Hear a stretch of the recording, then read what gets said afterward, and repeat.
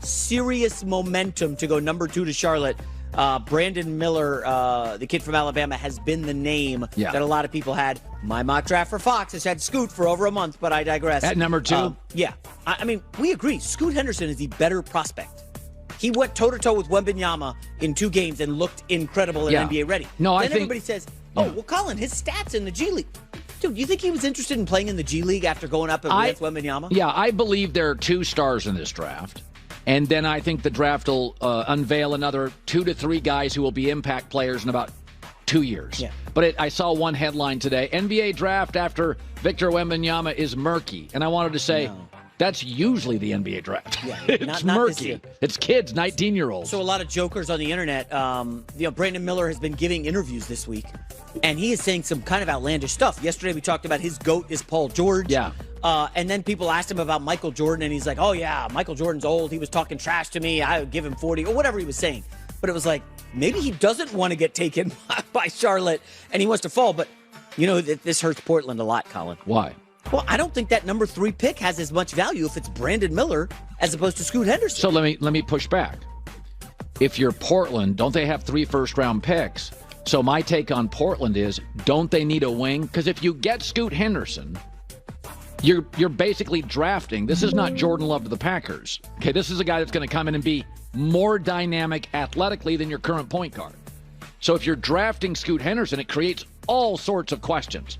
If you get a wing for Damon Stoudemire, or Damian Lillard, sorry, Blazers in my head. If you get a wing for Damian Lillard, it makes more sense in terms of fit. They've been looking for a wing for 8 years. They have, but is his timetable, Miller, I think, is 19. Is that on the same as Dame Lillard, who wants to win a title and be a contender? No. Miller doesn't help. That's the problem. So you have to wonder, is Charlotte saying, we're taking Scoot? Anybody who wants him, like New Orleans, which is rumored to want him badly, give us Zion Williamson. Let Zion come up to Carolina. We'll send you 2 and whatever to make the salaries match. Is this Michael Jordan on his way out trying to really help Charlotte because he sold the team? I think that Zion stuff could pick up later today. That's the big name that Charlotte obviously would want. And Scoot Henderson has a lot of value. Things could get very interesting tonight ahead of the draft, Colin. I know you're going to watch it intently. Yes. J-Mac with the news. Well, that's the news. And thanks for stopping by. The Herd Lie News. So we were talking about this yesterday. The NFL draft is 4 days. It gets huge TV numbers. Brock Purdy was the last player taken in the draft a couple of years ago. He starts for the Niners at quarterback and goes 8-0. There's talent everywhere in this country for football. Basketball, it's different. So we talked yesterday about the first round tonight is going to be unique because about every 6 to 7 years, you get a great prospect with no red flags. LeBron, Tim Duncan, Akeem Olajuwon, Magic Johnson, with no real red flags. Victor Wembanyama is that. So that's rare. You get one of these guys about every 7 years, which is, he's skinny. That's not really a red flag. Young, bigs. Giannis was skinny, Embiid was skinny. Guys put on weight. So that's rare. But on average, what drafts give you in the NBA are young kids that become number 3, number 4 starters, role players, bounce around the league guys.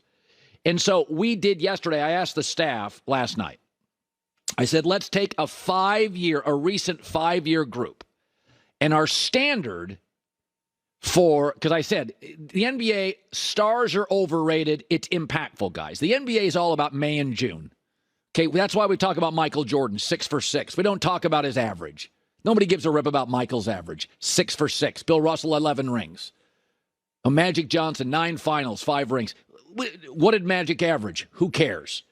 The whole star thing, if you go to the Lakers and you're their leading scorer, it doesn't even matter if you're an all-time legend, you'll be a star in this league, right? The branding. Shoe companies, branding. Derrick Rose was a star, didn't do anything. He was a star. John Morant's a star. He's going to miss the first 25 games the next year. Stars overrated. What I'm looking for in a draft is impactful players who matter in May and June. So here was our standard, and it wasn't very high. We didn't count 15 plus points or more per game in the playoffs in your career is what you have to average by year 3. We don't count your first 2 years in the league because you're a kid. You're 20, 21 years old. So can you average 15-plus points per game in the playoffs in your career, meaning you're the third best player on your team, and then win at least one playoff series? It could be a flimsy first rounder. We don't care. And in the 5 years we took, 2016 through 2020, 17 guys, 3.5 per draft. That's it. What we call impactful players on average in the draft. As you can see, 2018, little better than average. 2020, not very good. 2016, pretty shaky. So that was our standard. We don't count year 1 or 2. That's not fair.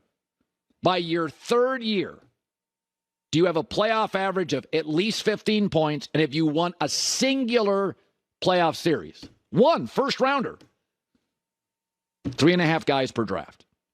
And I think that's pretty fair and pretty reasonable. And so now this does exclude guys like SGA or Darius Garland, a handful of guys, Anthony Edwards, who can't get to the playoffs. They're part of a rebuild. So we're not saying they won't become like playoff competitors, and you could add it to this group. But if I even move this up to 20 a game, most of these guys are all gone.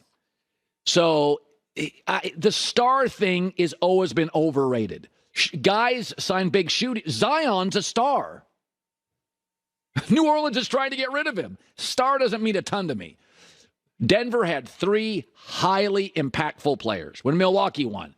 Drew, Middleton, Giannis, 3 highly impactful players. Middleton's not a star. Drew Holiday's not a star. He's just a really good basketball player. Giannis is a star. If you really consider the NBA in that frame, in that prism, and that's what I do, 3 impactful guys, you can win a championship. The draft gives you about 3.5 a year. Because Scoot Henderson's going to be a star his first year in the league. Because of his highlights, he's dynamic. He's going to play above the rim. Scoot Henderson is going to be a star year 1. He's going to be Ja. We're going to be talking about him. He's going to be on Sports Center. Is he going to be impactful in May and June? Real doubt. Wembanyama, I think, will by year 3. I don't know who the next guy in this draft that will be very impactful. And I'm not even saying you have to be 25 a game. I'm just asking for 15-plus points and 1 first-round playoff series win. That's my standard. Get about 3.5 a draft.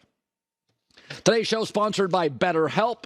Easy to get caught up in helping others, what everybody needs from you. Sometimes everybody can get overwhelmed. If you're thinking about starting